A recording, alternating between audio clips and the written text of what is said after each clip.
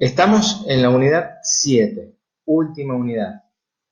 Espero que el recorrido de la materia les haya agradado y que puedan comprender esta última partecita. Seguramente eso va a ser posible. Vamos a hablar en esta unidad acerca del concepto de correlación. La idea de correlación la tenemos que construir juntos. Ahí les he dejado en la diapositiva un dibujito de un sub y baja y de unos ascensores. ¿Por qué?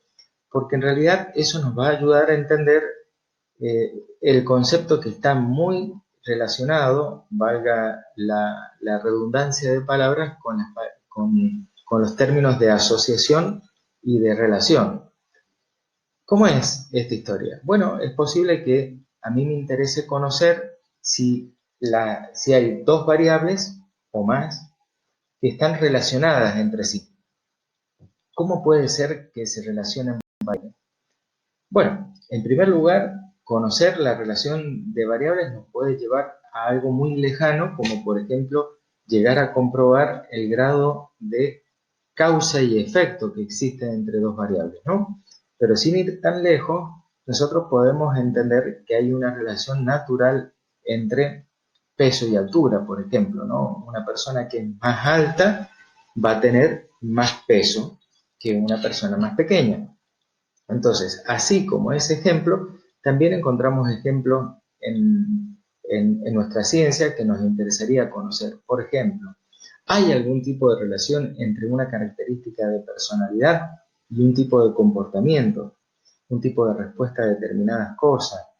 ¿Hay algún tipo de relación entre el nivel de ansiedad y el rendimiento en alguna profesión o en el estudio, o con alguna patología determinada? Es decir, el campo de las relaciones es muy atractivo para el investigador y también para la persona que se informa en un artículo de investigación. Entonces, muchos investigadores deseamos llegar a este punto de estudiar la relación entre variables, ¿no?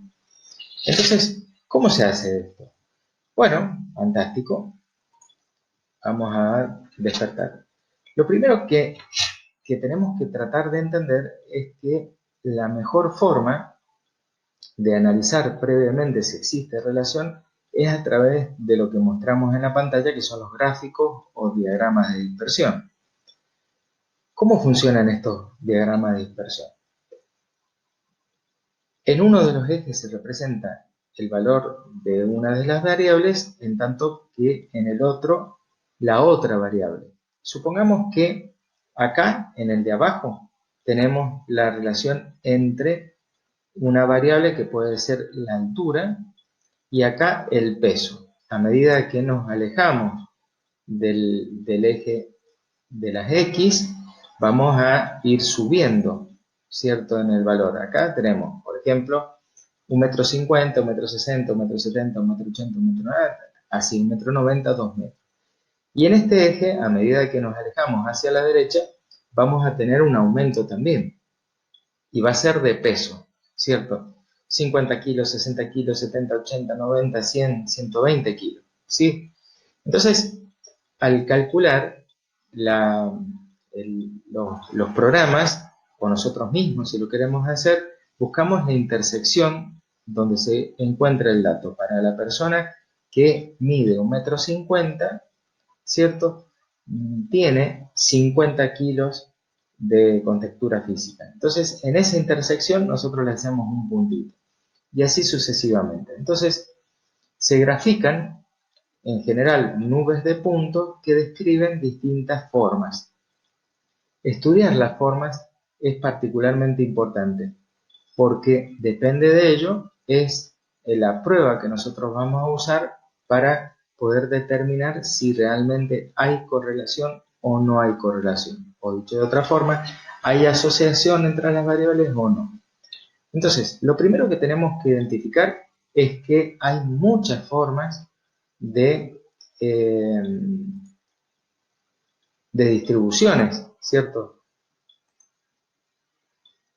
La dispersión se puede dar de una forma lineal, como de este tipo, de otra forma lineal, como de este tipo, o hay incluso algunas formas que no son lineales, ¿cierto? En este caso, en las de abajo, estamos describiendo tipos de asociación. Nosotros vemos con claridad cómo se relacionan las variables porque forman una figura más o menos uniforme.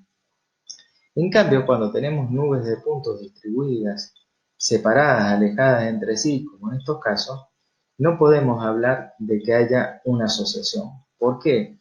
Porque la ubicación de los puntos parece ser aleatoria.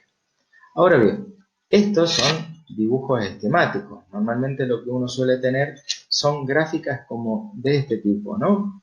En este caso, nosotros tenemos, como en el ejemplo anterior, una correlación positiva.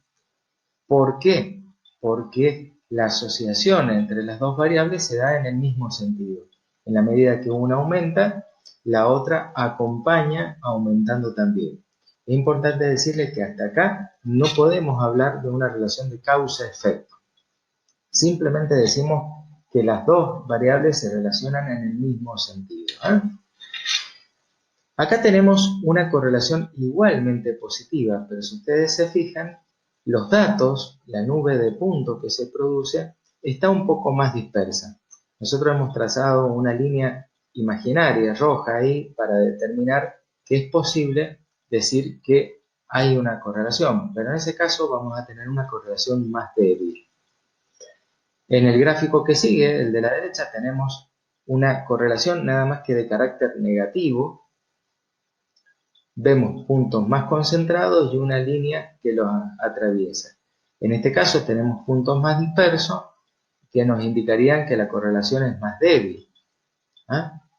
En el caso de abajo, de la izquierda, vamos a decir que la correlación que vamos a tener va a ser nula, porque miren, no podemos describir una recta en esa nube de puntos, ¿no? Cualquiera puede quedar prácticamente bien, por lo tanto, no podemos determinar si es una correlación positiva o negativa. Ya vamos a conocer ese concepto. Y finalmente abajo, sí podemos determinar que hay una correlación, ¿cierto? Pero no va a ser lineal. Entonces, el cálculo de los coeficientes que nosotros tenemos van a ser cercanos a cero. Nos va a negar esa correlación porque los cálculos que nosotros podemos hacer a través de las pruebas estadísticas solamente permiten evaluar la posibilidad de correlaciones lineales.